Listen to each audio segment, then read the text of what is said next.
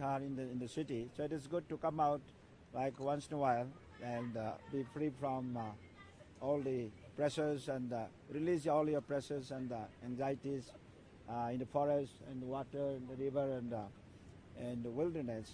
Then it become again thoughts become very clear, and so then it become active and very charged with enthusiasm, because day in day out work hard in your business or in the lab or in but coming out a little bit like this, so it is very good. So this should be annual feature of our Denver, Scotland, Denver, right? And the community of friends and everyone. So this should be a nice program. Secondly, I just wanted to say a few words about the chanting process. Especially this chanting process is called the Yuga Dharma. Yuga Dharma in Sanskrit language, it is actually the process of actually understanding what is the ultimate purpose of our existence, ultimate purpose of journey. So life is a journey. It is a long journey, and in this journey, unless you know the way that where you are going or the direction you are going, because there are so many roads, so many branches, and which road you're going to select, because there are so many other possibilities. Some road may lead you to the forest, some road may lead you to the ditch, or some road may lead you to the homes of the tigers. And but how to select, which way you have to select, and what is your destination. So this is a very important process, how to select.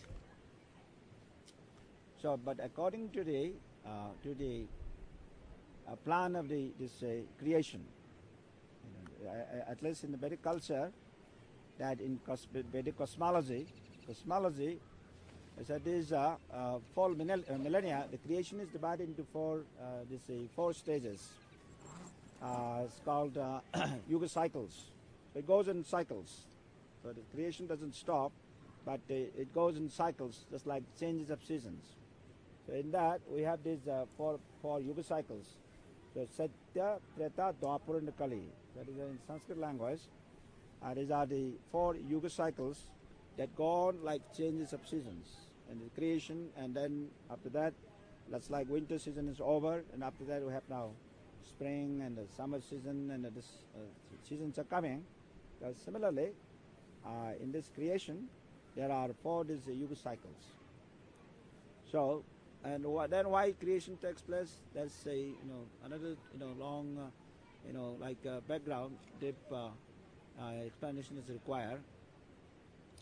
But it is suffice to say that these changes of seasons take place, but the Lord, as our Supreme Father, is always concerned for the well-being of his children.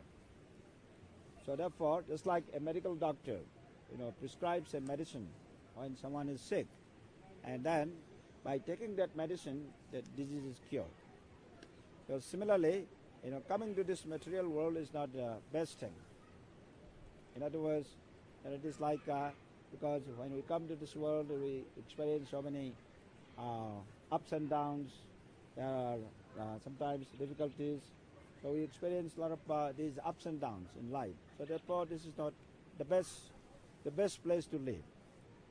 So we have to find some ways and means how to find a better place, a better place to go, the better place to reach, a better home.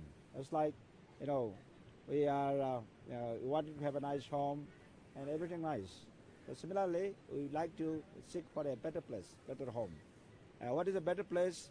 A better place will be a home where there is always peace of mind, and a home where it is eternally conducive for practicing our meditation, our devotional meditation. So therefore, the Lord, as the well-wisher, the Father of everyone, so He also, along with creation, so there is a built-in process. So this built-in process is the ways and the means how to overcome these difficulties in the world. So there is a built-in mechanism, built-in process that in creation. This is on the theological aspect, but on the scientific aspect, you may not see these things. But from the theological point of view, there is a built-in purpose is there.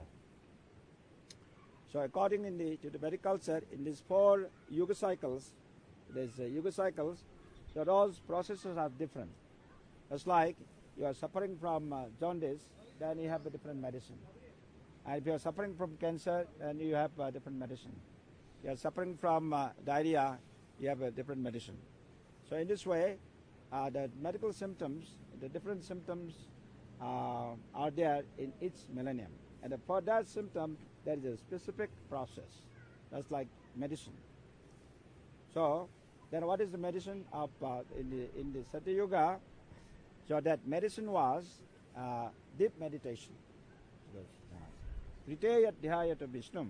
So in the age of the second millennium, in the creation, in that yuga cycle, that medicine was this deep meditation. But meditation requires a very special type of environment, very peaceful environment, so that nobody disturbs me, and a very cool, very calm, and a very wonderful environment, so that nobody can disturb. But in this millennium, it is not so easy to find that type of environment. But here, see, sometimes if we stay here long, maybe some aeroplane, some helicopter will come, and if I don't return home late at night, then some helicopters will fly over and try what happened, something's lost. And so it is not very peaceful. But now it's very peaceful today because maybe, by Krishna's arrangement, it is very peaceful. But it's not very easy to find such places all the time. But this peaceful environment is not so easily possible in this millennium. So therefore, this deep meditational process, we can do a little meditation, but very deep meditation is, we have to do a different type of meditation. So the meditation that was prescribed in the Satya millennium is not practical for this millennium. So Kriteyat dhyayata Vishnum. And similarly, in the Dwapara Yuga, in the Treta Yuga, Tretayam Yajatomakhain. In the Treta Yuga, the next millennium, Yuga cycle, called Treta Yuga in Sanskrit. So in Treta Yuga, that process of how to be free or how to get the ultimate direction and destination, so that process is called yajna, by doing sacrifice, by yajna, performance of very elaborate sacrificial arrangements.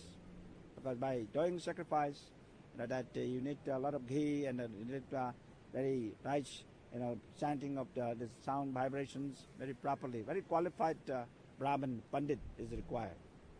And but that is not very practical in this millennium. But therefore, we do not use that process.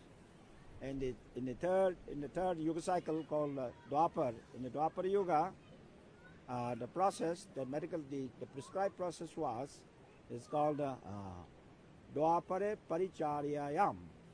That in the Dwapar Yuga, that process, how to get the ultimate happiness, that process was to worship the Supreme Lord with elaborate arrangements, and worship with a very properly arranged. But that process is also not possible in this millennium. But for this millennium, which is called the age of science and technology, that is called Kali Yuga. Kali Yuga means age of science and technology. Where you have machine. You see now we're trying to sing a little music, but we just we want to take the help of the machine and microphones, and so this machine called the age of machinery. So machinery means when two machines touch each other, there is a friction. In other words, when people try to get near each other, sometimes there is a quarrel. The friction happens. So therefore, this age of science and technology in the human society, it becomes more like the symptoms of quarrel, like war in Iraq, and the same words, and all this quarreling, and the symptoms are very prominent in this millennium called Kali Yuga. So in the Kali Yuga, then what is the medicine? What is the prescribed process? How to remain happy? How to be peaceful? So that process is called, what is the process? Kalaukta-dhari Kirtana. So in the age of Kali, in the age of science and technology, so that process is always chanting this Mahamantra. That's why we're chanting. Hare Krishna, Krishna Krishna, Hare Hare, Hare Rama, Rama Rama, Hare Hare. So this is called a transcendental sound vibration. And a sound vibration has a tremendous, actually even in science, sound is about in the spiritual tradition, and also even in science, sound plays very important role. The sound, the way it is sound, like the music, today, the sound plays very, very important role. Sound, but the sound, the only thing that we have to remember is that it is a transcendental sound, and a transcendental sound means sound which is connected to spiritual principles, like chanting His glories and His names. So these are called transcendental sound. So by being used to